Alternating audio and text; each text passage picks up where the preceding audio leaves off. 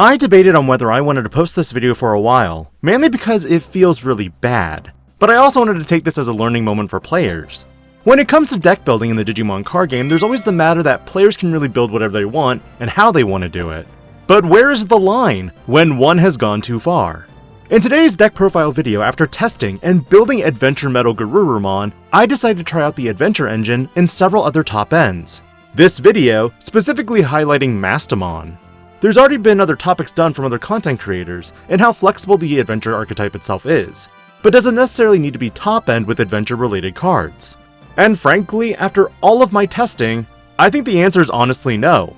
While you can't search for specific top-ends because they aren't Adventure trait, utilizing cards that assist in your draw power is the line to go.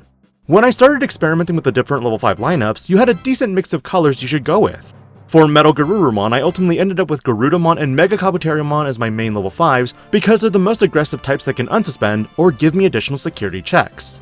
Though with the amount of removal these days, the tsunomon is actually decent as a pseudo-player evil from any of your level 4s in combination with Our Courage United. Keep in mind that Our Courage United is a card that functionally works with any level 6 top end, because its alt effects only checks for level 5 or higher Digimon that would leave the battle area.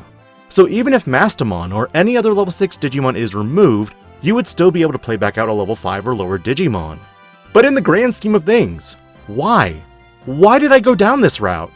In seeing that BT22 is just a short 2 months away, I was curious how Mastemon decks currently perform in the meta.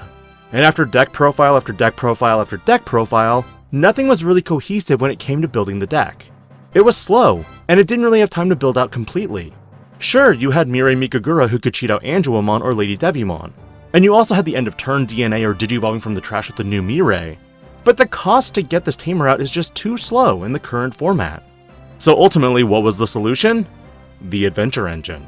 Fellow content creator Team Deathslinger has already done a video on the Adventure engine. You can find this longer form of video discussion in the link of this video's description because it definitely highlights a lot about the Adventure archetype. But of course, because I'm using this engine, you largely know what the game plan is. You utilize tsunomon to recur the level 3s and 4s for later use, or even potentially the level 5s. You utilize biyomon for searching for all of your pieces, except the Mastemons. And then of course you have palmon, who's the real MVP of the deck with how much it can filter. Sure, it'll cost you a card with the Adventure trait, but that's what the level 2 tsunomon is here for. And lastly, your only other option at this time is to go with the gabumon because it's the only purple level 3 that can be used with a lot of the Mastemon top end. Keep in mind, the biyomons are only used in my mind as a last resort to search, because then you give away the entire game plan. An Adventure deck that doesn't run Melga or weregarurumon? Blasphemy! But it keeps your opponent on their toes. Level 4s are largely the same as every Adventure build, utilizing the birdramon and togemon for that free evo up as long as you have 3 or more color tamers. But for the last 2 slots, I did a split between Gabumon and angewomon for yellow targets. As much as I love to play tamers, this lineup is very limiting.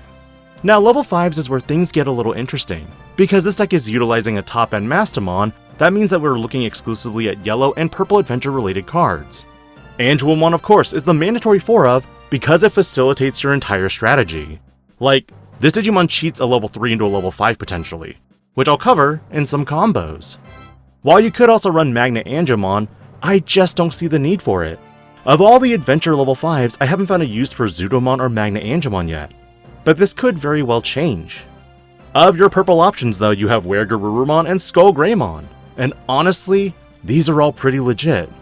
On one hand, weregarurumon deletes a level 4 or lower Digimon, but bumps the level up by 1 if you have 3 or more colors amongst your tamers in play. But if you're hurting for removal, skullgreymon never fails as it could raid and retaliate into something. Then if it's deleted, you get to play back a level 4 and potentially climb back up into a purple level 5. For one other option, I decided to use one ladydevimon. And while true, it can't digivolve off anything, it's more so trash fodder off Gabumon, a target to play back with Mastemon, or even use as a Blast Evo target. No big deal, right? If you want to, you could omit ladydevimon altogether and just run a 4th skullgreymon. Literally, no big deal. Your Mastemon line, I actually like the OG Mastemon for this build, because while it returns a purple or yellow Digimon, it can also play back any level 5 or lower Digimon from the security. Silly stuff, especially when you can build a secondary stack. One ace doesn't have too much of an impact, but it's still a nice surprise to catch your opponent off guard. And then 2 of the newest promo Mastemon. While some players might question this, it's mainly because there aren't many yellow-purple targets to actually utilize, though its ability to slap tamers back into security and trash them is definitely a great effect. Option-wise, it's 2 Our Courage United due to space constraints. They're great to play as well since it's simply hatch and play this to draw 2. A pot of greed, if you will. And then for tamers, it's the usual lineup, though I only go with 1 Tai and Izzy since this tamer fails to work with your super top end.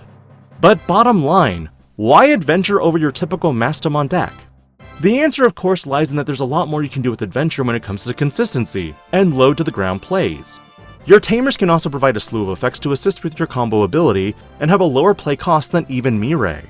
While true the newest Tai Kamiya does tie with EX6 Mirai, fact is, it's still a memory fixer. Which is why when it comes to comboing, having Tai Kamiya and any other tamer come out with 2 colors means when you promote, the entire combo can theoretically go off.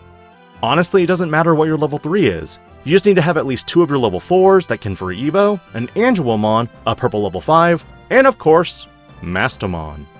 Playing any of your level 4s will trigger their effects to digivolve into level 5. In this case, angewomon. When you digivolve an angewomon, you can digivolve that newly promoted level 3 into togemon or birdramon, and then digivolve that Digimon into the purple level 5 before triggering a slew of effects. For this example, if it's weregarurumon, you can delete a level 5 or lower Digimon and then use Angewomon's effect to alliance the weregarurumon and attack for 2 checks. Assuming the entire board survives, you can now DNA the whole stack into Mastemon and then trigger Mastemon's effect to play out a level 3 or 4. And while you may think the combo ends here, you can use Tai's effect now to send itself back to the bottom of the deck and play out a play cost 5 or lower Digimon since you have 3 colors amongst your tamers currently. Now assuming you've drawn into another Togemon, birdramon, angewomon, and purple level 5, you can do this all over again assuming you have a tamer with a different color. With Tai sending himself back to the bottom, you can play out birdramon or togemon, go into angewomon, and again digivolve that 3 or 4 into level 5, which sets you up with 2 level 5s.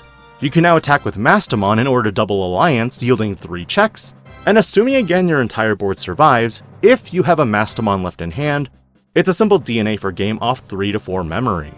Now, even if you don't have a memory gainer like Sora and Kari, or Joe and Mimi, this combo is still possible off Tai and any of the other dual-colored tamers. In the hilarity of this experiment, if you love Mastemon but want to build budget, this is it. This is honestly what you can do if Mastemon is one of your favorite Digimon, but you don't want to shell out the money for Mirai Mikagura. What are your thoughts on this deck profile, and what's in store for this week? A discussion of a ticking clock for certain cards in the meta, and of course, pre-orders for the next wave of sleeves. This is DIGI-PANDA, logging out.